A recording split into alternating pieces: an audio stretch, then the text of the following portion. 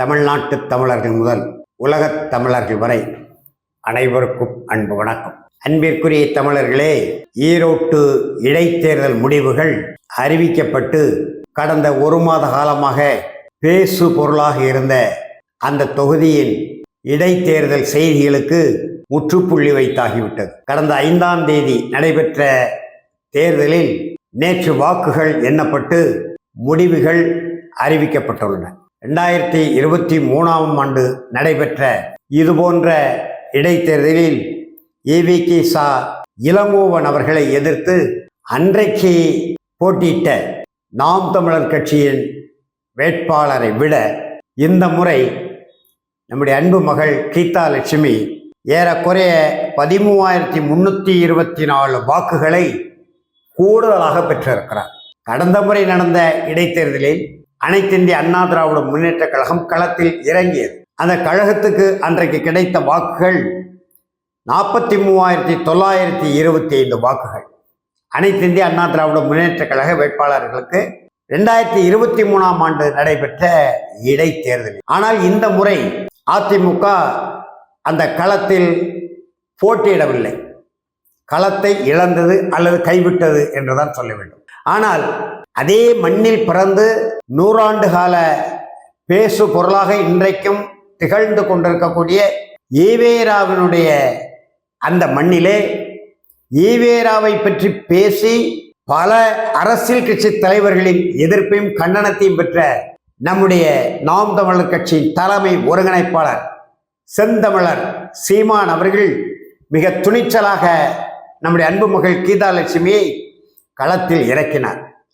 ஆனால் கடந்த தேர்தலை விட இந்த தேர்தலில் அதிமுக போட்டியிடாத காரணத்தினாலே குறைந்தது 50,000 வாக்குகளை நாம் தமிழர் கட்சி வேட்பாளர் கீதா லட்சுமி பெறுவார், முன் வைப்பு தொகையை மீளப் பெறுவார் என்ற நம்பிக்கை இருந்தது.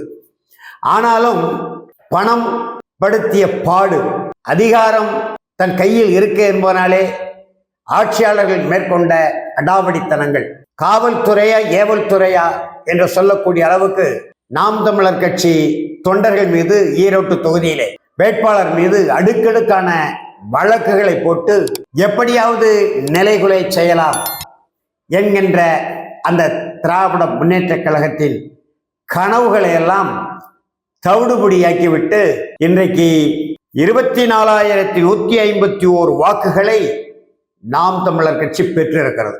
நியாயமாக சொல்ல வேண்டுமேனால் திராவிட முன்னேற்ற கழகம் வெற்றி பெறவில்லை, நாம் தமிழர் கட்சி தான் வெற்றி பெற்றிருக்கிறது. காரணம், நாம் தமிழர் கட்சியை பொறுத்தவரை திமுக எதுவுமே இல்லாத கட்சி, தொண்டர் வலிமை இல்லாத கட்சி, சீமானுடைய மேடை பேச்சு மட்டுமே அங்கே இருக்கிறது, வேற எதுவும் அந்த கட்சிக்கு இல்லை. எனவே நாம் தமிழர் கட்சி தனக்கான எதிரி இல்லை என்று இன்றைக்கும் திமுக கருதி கொண்டிருக்கு. அப்படிப்பட்ட சூழ்நிலையிலே இன்றைக்கு 24,154 வாக்குகளை அந்த கட்சி பெற்றிருக்கிறது என்று சொன்னால், ஈவேராவை பற்றி நாடெங்கிலும் பரபரப்பாக பேசுவதற்கான காரணமாக அமைந்த நாம் தமிழர் கட்சியின் தலைமை ஒருங்கிணைப்பாளர் செந்தமிழன் சீமான் அதே ஈரோட்டு தொகுதியிலே களமாட முடியாது, மேடை போட்டு பேச முடியாது, ஈரோட்டு மண்ணில் கால் வைக்க முடியாது என்றெல்லாம் பேராய கட்சியினர், திராவிட முன்னேற்ற கழகம் அதனுடைய பின்னணியில் இருந்து கொண்டு பேராய கட்சியினர் பேசி வந்தார்கள். பல்வேறு இடங்களிலே சீமானுடைய அந்த வாகன பரப்புரை நிகழ்வுகளுக்கு இடையூறாக இருந்தார்கள். காவல்துறையும் அவர்கள் பக்கம்தான் இருக்கு.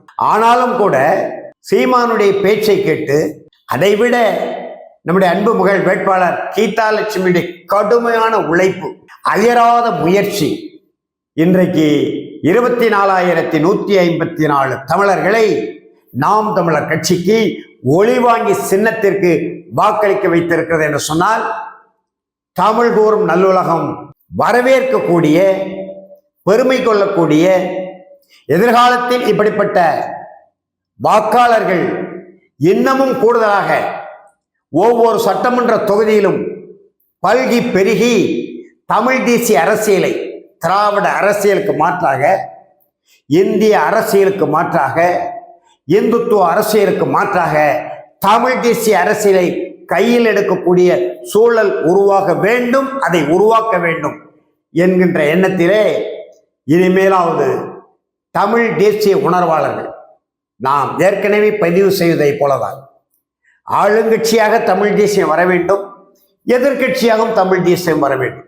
அல்லது நம்முடைய அன்பிற்குரிய தம்பி செந்தமிழர் சீமானாக இருந்தாலும் சரி, அல்லது அவர்களுக்கு அடுத்த நிலையிலே முன்னேறி கொண்டிருக்கக்கூடிய தமிழக வாழ்வுரிமை கட்சி தலைவர் அன்பு தம்பி வேல்முருகனாக இருந்தாலும் சரி, அல்லது பட்டியல் பிரிவு தமிழர்களுக்காகவே கட்சி நடத்துகிறோம் என்று சொல்லி கடந்த 30 ஆண்டு காலமாக ஒரு அரசியல் கட்சியை நடத்தி கொண்டு திராவிட முன்னேற்ற கழகத்தினுடவோ அல்லது அண்ணா திராவிட முன்னேற்ற கழகத்தினுடவோ கூட்டணி சேர்ந்து இன்றைக்கும் ஒரு 5 சட்டமன்ற உறுப்பினர்களை 2 நாடாளுமன்ற உறுப்பினர்களை வைத்துக் கொண்டுள்ள விடுதலை சிறுத்தைகள் கட்சியாக இருக்கட்டும், அன்புமணி ஐயாவை இந்த பட்டியலே சேர்க்க முடியாது.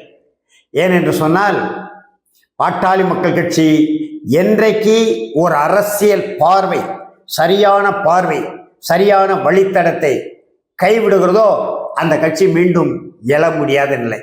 2011 எதிர்கட்சியாக வரவேண்டிய பாட்டாளி மக்கள் கட்சி என்னை போன்ற பாட்டாளி தமிழர்களின் கருத்துக்களை புறம் தள்ளியதால் இன்றைய வரைக்கும் 5 சட்டமன்ற உறுப்பினரை தாண்ட முடியவில்லை.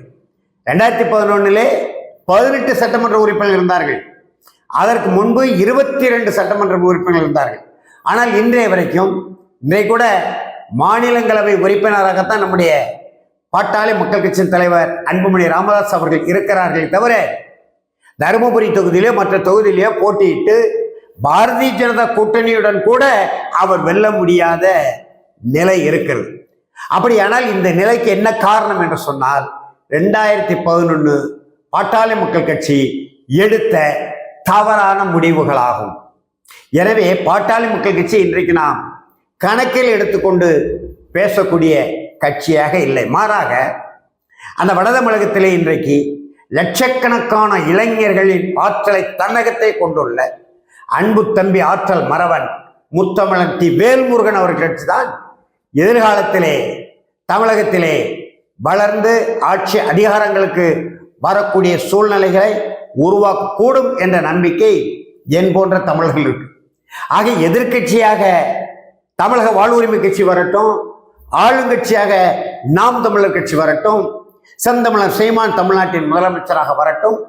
ஆனால் அப்படி வருவதற்கு கடந்த கால அரசியல் பட்டறிவுகளை, கசப்பான அனுபவங்களை, தேவையற்ற சொல்லாடல்களை அன்பு தம்பி செந்தமிழர் சீமான் அவர்கள் தவிர்த்துவிட்டு தமிழ் தேசியத்தின் இன்றைய தேவைக்கான களங்கள் எது என்பதை முதல் முடிவு செய்ய வேண்டும். பொருளற்ற பொருளில் பேசுவதை நிறுத்தி கொண்டு தமிழ் தேசிய அரசியலுக்கு தேவையான எவ்வளவோ சிக்கல்கள் இருக்கு. காவிரி சிக்கலை கையில் எடுக்கலாம், முல்லை பேரியாறு அணை உரிமை சிக்கலை கையில் எடுக்கலாம். அன்றாடம் நம்முடைய மீனவ தமிழர்கள் படுகிற பாட்டை எண்ணி பார்த்து சிங்கள பகைவர்களிடம் அவர்கள் அடிபட்டு மிதிபட்டு துப்பாக்கிச் சூடுகளுக்கு இரையாகி சிங்கள நாட்டுக்கு அழைத்து செல்லப்பட்டு அங்கே சிறை வைக்கப்படுகிற அந்த கொடுமைகளுக்கு முற்றுப்புள்ளி வைக்கக்கூடிய கச்சத்தீவை மீட்கிற சிக்கலை நாம் அரசியல் படுத்தலாம். இப்படி தமிழ் தேசியத்திற்கு தேவையான நம்முடைய மொழி சார்ந்து, இனம் சார்ந்து, நில உரிமை சார்ந்த தமிழ் தேசிய சிக்கல்கள் ஒவ்வொன்றாக கையில் எடுத்து அது தொடர்பான கருத்தாளர்களை இந்த திராவிட மாடல் அரசு, அதற்கு பின்னணியில் இருக்கக்கூடிய திராவிட முன்னேற்ற கழகம், திராவிட இயக்கங்கள் கடந்த காலங்களிலே அந்த கழகங்கள் தொடங்குகிற காலகட்டத்திலே எந்த கொள்கைகளை, கோட்பாடுகளை, இலக்குகளை சொல்லி இந்த மக்களை அணிதிரட்டினார்களோ அப்படி அணிதிரட்டப்பட்ட மக்கள் பின்னர் 1962க்கு பிறகு ஆட்சி அதிகாரத்தை நோக்கி திசை திருப்பி 65 மொழி புரட்சிக்கு அடுத்து அந்த மொழி புரட்சியின் விளைவாக 67 ஆட்சிக்கு வந்த அறிஞர் அண்ணா அவர்கள் முதலமைச்சராகி 2 ஆண்டு காலத்திலே அவர் இயற்கை எழுதிவிட்டார். ஆனால் அதற்கு பிறகு முதலமைச்சரான இன்றைய மாண்புமிகு முதலமைச்சர் மு.க. ஸ்டாலின் அவருடைய தந்தை ஐயா கலைஞர் மு. கருணாநிதி அவர்கள் அவருடைய ஆட்சி காலத்திலே என்னென்ன உரிமைகளை இந்த தமிழகம் இழந்தது என்பதை பட்டியலிட்டு இன்றைய வரைக்கும் எடுக்க வேண்டும்.